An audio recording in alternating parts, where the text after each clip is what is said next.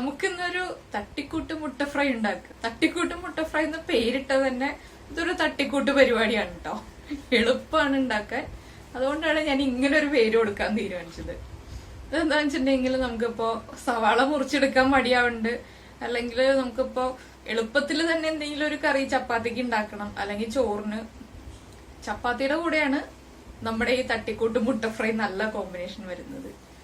ഞാനിവിടെ ഇടയ്ക്കിടയ്ക്ക് ഉണ്ടാക്കാറുണ്ട് കേട്ടോ. എനിക്ക് എളുപ്പം ജോലി തീർക്കണം എന്ന് തോന്നുമ്പോൾ, അതുപോലെ ഇത് കഴിക്കണം എന്ന് തോന്നുമ്പോഴും ഇടയ്ക്കിടയ്ക്ക് കഴിക്കാൻ തോന്നാറുണ്ട്. അങ്ങനെ തോന്നുമ്പോഴൊക്കെ എളുപ്പത്തിൽ ഉണ്ടാക്കുന്ന ഒരു പരിപാടിയാണിത്. ഇതെന്താന്ന് വെച്ചിട്ടുണ്ടെങ്കിൽ നമ്മള് മുട്ട പുഴുങ്ങിയെടുക്കുക എന്നുള്ള ഒരു സമയം വേണം. പിന്നെ കുറച്ച് ഇഞ്ചി ചതച്ചെടുക്കുക, അതുപോലെ തന്നെ ഉള്ളി ചതച്ചെടുക്കുക. ഒരുപാടൊന്നും വേണ്ട, വളരെ കുറച്ച് മതി. നമ്മൾ എത്ര മുട്ട എടുക്കുന്നോ അതനുസരിച്ചിട്ട് നമ്മുടെ ഉള്ളിയുടെ ഇഞ്ചിയുടെയും ക്വാണ്ടിറ്റി നമുക്ക് തീരുമാനിക്കാം.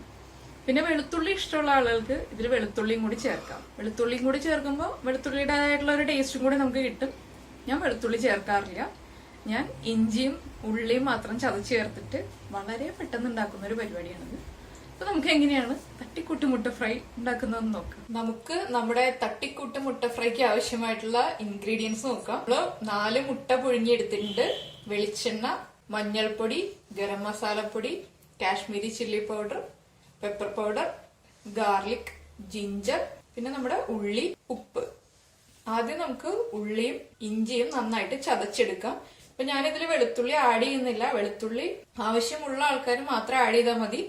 അപ്പോൾ വെളുത്തുള്ളി ഇഷ്ടമുള്ളവർക്ക് ആഡ് ചെയ്യാം. അത് എല്ലാവരുടെയും ചോയ്സ് അനുസരിച്ചിരിക്കും. നമുക്കിപ്പോ ഉള്ളി ഇഞ്ചിയും ചതച്ചിട്ട് വരാം. നമ്മുടെ പാൻ നന്നായിട്ട് ചൂടായിട്ടുണ്ട്. നമുക്ക് വെളിച്ചെണ്ണ ചേർക്കാം. വെളിച്ചെണ്ണയിലേക്ക് നമ്മൾ ചതച്ച് വെച്ചിരിക്കുന്ന ഇഞ്ചിയും ഉള്ളിയും ചേർക്കാം. വെളുത്തുള്ളി ചേർക്കുന്ന ആൾക്കാർ വെളുത്തുള്ളിയും കൂടി ചതച്ചിട്ട് ചേർക്കണം.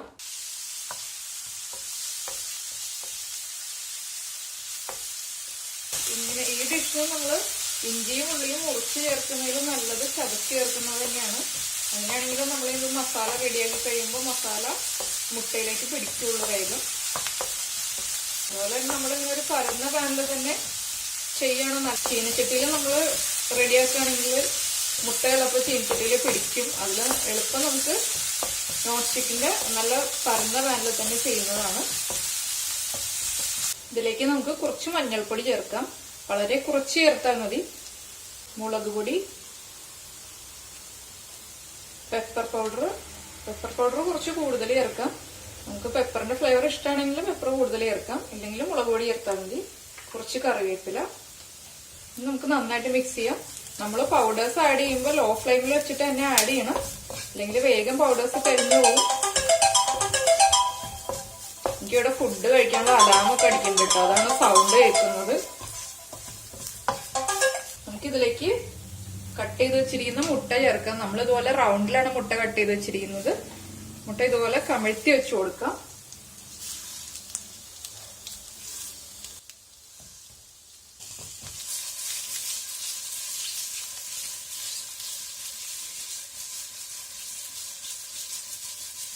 നമ്മൾ മുട്ട ഇളക്കുന്നതിൽ നല്ല എളുപ്പത്തിൽ ചെയ്യാൻ പറ്റുന്നത്, മുട്ട പൊടിഞ്ഞും പോവില്ല. നമ്മളത് പതുക്കൊന്ന് പാൻ ഇളക്കി കൊടുത്താൽ മതി. ഇങ്ങനെയാകുമ്പോൾ നമ്മുടെ മുട്ട ഒട്ടും പൊടിഞ്ഞു പോവില്ല. ഇതിലേക്ക് നമുക്ക് ആവശ്യത്തിന് ഉപ്പ് ചേർക്കാം.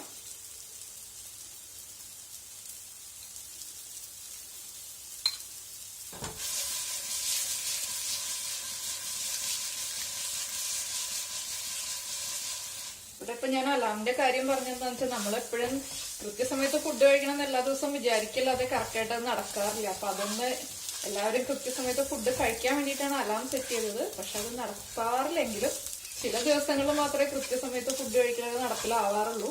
നമ്മളിപ്പോ അലാം സെറ്റ് ചെയ്ത് വെച്ചാലുള്ള ഗുണം എന്ന് വെച്ചാൽ നമ്മള് ഇപ്പൊ 8 മണിക്ക് അലാം സെറ്റ് ചെയ്ത് കഴിഞ്ഞാൽ ഒരു 9 മണിക്കെങ്കിലും ഫുഡ് കഴിക്കും അലാം അടിക്കുന്ന കേട്ടിട്ട്. അല്ലെങ്കിൽ തന്നെ എല്ലാ കാര്യങ്ങളും നമ്മൾ ഓരോന്നും ചെയ്തു വരുമ്പോ ഫുഡ് കഴിക്കാൻ വൈകും. ഫുഡ് കഴിക്കാൻ വൈകുന്നതനുസരിച്ചിട്ട് ഇപ്പൊ രാത്രി കിടന്നുറങ്ങാനും വൈകും, രാവിലത്തെ കാര്യങ്ങളെല്ലാം വൈകും. അതുകൊണ്ട് ഇങ്ങനെ ഓരോ ടൈമില് രാവിലെ ബ്രേക്ക്ഫാസ്റ്റ് കഴിക്കാൻ, ഉച്ചയ്ക്ക് ലഞ്ച് കഴിക്കാൻ എല്ലാം അലാം സെറ്റ് ചെയ്ത് വെച്ചേക്കാണ്. നമുക്കൊന്ന് മുട്ട തിരിച്ചിട്ട് കൊടുക്കാം. നമുക്കൊരു 2 പിഞ്ച് ഗരം മസാലപ്പൊടി ആഡ് ചെയ്യാം. ഇത് ഓപ്ഷനിലാണ്, ആവശ്യമുണ്ടെങ്കിൽ മാത്രം ചേർത്താൽ മതി. ഗരം മസാലപ്പൊടിയുടെ ആ ഒരു ഫ്ലേവർ ഇഷ്ടമാണെങ്കിൽ മാത്രം ചേർത്താൽ മതി.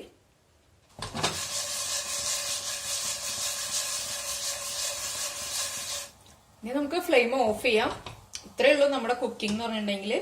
വളരെ എളുപ്പം തന്നെ നമുക്ക് തട്ടിക്കൂട്ട് മുട്ട ഫ്രൈ റെഡിയാക്കാം. ഇനിയിപ്പോ നമുക്കിതൊരു സെർവിംഗ് പ്ലേറ്റിലേക്ക് മാറ്റാം. അപ്പൊ ഇതാ നമ്മുടെ തട്ടിക്കൂട്ട് മുട്ട ഫ്രൈ റെഡി ആയിട്ടുണ്ട്. ഇതിപ്പോ നമുക്ക് വളരെ എളുപ്പത്തിൽ ഉണ്ടാക്കാം. ഇപ്പൊ ജോലിക്ക് പോകുന്ന ആൾക്കാരാണെങ്കിൽ ജോലി കഴിഞ്ഞിട്ട് വരുമ്പോൾ ഉണ്ടാക്കാം. അതുപോലെ ബാച്ചിലേഴ്സിനാണെങ്കിലും എളുപ്പത്തിൽ തന്നെ ഉണ്ടാക്കിയെടുക്കാൻ പറ്റുന്ന ഒരു ഡിഷാണ്. അപ്പൊ എല്ലാവരും ഉണ്ടാക്കിയിട്ട് ചപ്പാത്തിയുടെ കൂടെയൊക്കെ കഴിക്കുക. എന്റെ കമന്റ് ബോക്സിൽ ഇടുക.